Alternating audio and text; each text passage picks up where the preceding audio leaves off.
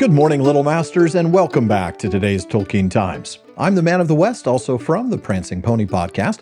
Let's keep week 37 going with today's Third Age Thursday. This time around, it's our chance to revisit a most familiar and comfortable tale of the Third Age. Now, last week we enjoyed the build-up to the party, the carts of goods, the invitations, the pavilions, and the beginning of the party itself as folk arrived to celebrate Bilbo's 111th birthday. Now, we'll pick up after the observation that meals just meant people were mostly sitting down to eat, since everyone was pretty much eating and drinking the whole time. Sounds like my kind of thing. The fireworks were by Gandalf. They were not only brought by him, but designed and made by him. And the special effects, set pieces, and flights of rockets were let off by him. But there was also a generous distribution of squibs, crackers, bacca-wrappers, sparklers, torches, dwarf candles, elf fountains, goblin barkers, and thunderclaps. They were all superb. The art of Gandalf improved with age. There were rockets, like a flight of scintillating birds singing with sweet voices. There were green trees with trunks of dark smoke, their leaves opened like a whole spring unfolding in a moment, and their shining branches dropped glowing flowers down upon the astonished hobbits, disappearing with a sweet scent just before they touched their upturned faces. There were fountains of butterflies that flew glittering into the trees. There were pillars of colored fires that rose and turned into eagles, or sailing ships, or a phalanx of flying swans. There was a red thunderstorm and a shower of yellow rain. There was a forest of silver spears that sprang suddenly into the air with a yell like an embattled army, and came down again into the water with a hiss like 100 hot snakes. And there was also one last surprise in honor of Bilbo, and it startled the hobbits exceedingly, as Gandalf intended. The lights went out. A great smoke went up. It shaped itself like a mountain seen in the distance, and began to glow at the summit. It spouted green and scarlet flames. Out flew a red golden dragon, not life-size, but terribly lifelike. Fire came from his jaws. His eyes glared down. There was a roar, and he whizzed 3 times over the heads of the crowd. They all ducked, and many fell flat on their faces. The dragon passed like an express train, turned a somersault, and burst over Bywater with a deafening explosion. "That is the signal for supper," said Bilbo. The pain and alarm vanished at once, and the prostrate hobbits leaped to their feet.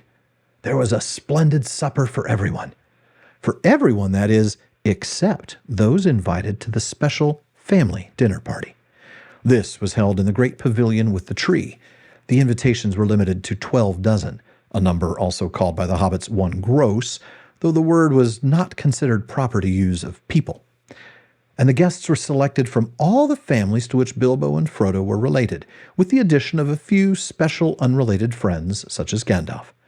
Many young hobbits were included and present by parental permission, for hobbits were easygoing with their children in the matter of sitting up late, especially when there was a chance of getting them a free meal. Bringing up young hobbits took a lot of provender. There were many Bagginses and Boffins, and also many Tooks and Brandybucks. There were various Grubbs, relations of Bilbo Baggins' grandmother, and various Chubbs, connections of his Took grandfather, and a selection of Burrowses, Bolgers, Bracegirdles, Brockhouses, Goodbodies, Hornblowers, and Proudfoots. Some of these were only very distantly connected with Bilbo, and some had hardly ever been in Hobbiton before, as they lived in remote corners of the Shire. The Sackville Bagginses were not forgotten. Otho and his wife Lobelia were present. They disliked Bilbo and detested Frodo, but so magnificent was the invitation card, written in golden ink, that they had felt it was impossible to refuse. Besides, their cousin Bilbo had been specializing in food for many years, and his table had a high reputation. All the 144 guests expected a pleasant feast, though they rather dreaded the after-dinner speech of their host, an inevitable item. He was liable to drag in bits of what he called poetry, and sometimes, after a glass or two, would allude to the absurd adventures of his mysterious journey. The guests were not disappointed. They had a very pleasant feast, in fact, an engrossing entertainment, rich, abundant, varied, and prolonged. The purchase of provisions fell almost to nothing throughout the district in the ensuing weeks. But as Bilbo's catering had depleted the stocks of most of the stores, cellars, and warehouses for miles around, it did not matter much. After the feast, more or less, came the speech. Most of the company were, however, now in a tolerant mood, at that delightful stage which they called filling up the corners. They were sipping their favorite drinks and nibbling at their favorite dainties, and their fears were forgotten. They were prepared to listen to anything and to cheer at every full stop. And we'll take our next full stop here, cheer please, and come back next time for Bilbo's speech.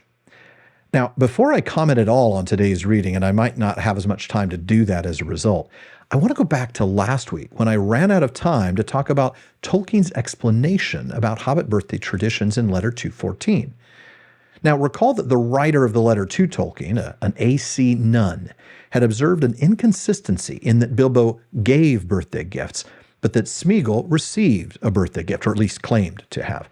Ergo, he's either not of Hobbit kind, the gift-giving thing is recent, the Stoors had different traditions than the Shire Hobbits, or there is an error in the text. My first advice, Mr. Nunn, is do not try to out-pedant a pedant. But okay. Now, I'm not going to go into the Stoors bit because that's not the point, and maybe in another episode sometime. For now, I just want to explore what Tolkien said was Hobbit birthday tradition. The customs connected with birthdays had, though deeply rooted, become regulated by fairly strict etiquette, and so in consequence were, in many cases, reduced to formalities, as indeed suggested by not very expensive ones as a rule. With regard to presents, on his birthday, the birding both gave and received presents. That would be the person whose birthday it is. But the processes were different in origin, function, and etiquette. The reception was omitted by the narrator, since it does not concern the party, but it was in fact the older custom, and therefore the one most formalized. Now, Tolkien goes on to explain that receiving gifts was an ancient ritual connected with kinship, and was originally a recognition of a birding's inclusion in a family or clan. Parents did not give presents to their children on their birthdays, he says, except in the rare cases of adoption. But the family head is supposed to give a token gift. Now, as for giving gifts, Tolkien writes that this, quote, was a personal matter not limited to kinship. It was a form of thanksgiving, and taken as a recognition of services, benefits, and friendship shown, especially in the past year.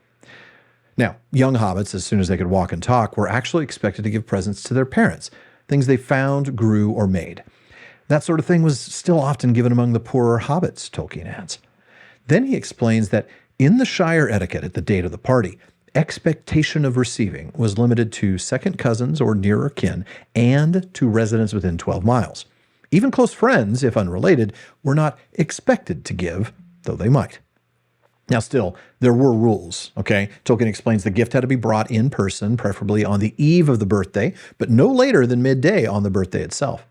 Gifts were then to be received privately. Tolkien says that's precisely to avoid such embarrassments as may occur in our wedding exhibitions, which would have horrified the Shire folk. And that allowed people to give what they could, that is, to give what they could afford. Now, the letter goes on and on and on, and truthfully, this could be a half-hour episode just on the birthday things. But I'm going to add just one other thing he says before wrapping up.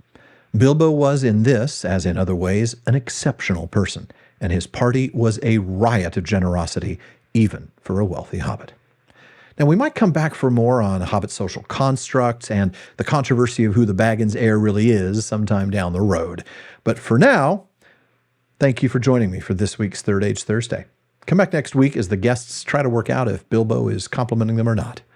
Check out patreon.com/Tolkien Times to learn how you can support the show, get an ad-free feed, join my content council, get a bonus weekly episode, and more. And then join me again tomorrow on today's Tolkien Times for my repeated attempts at reading poetry. If you're watching this on YouTube, please like and subscribe, and then follow or subscribe in your podcast apps, and follow @Tolkien Times on all your social media.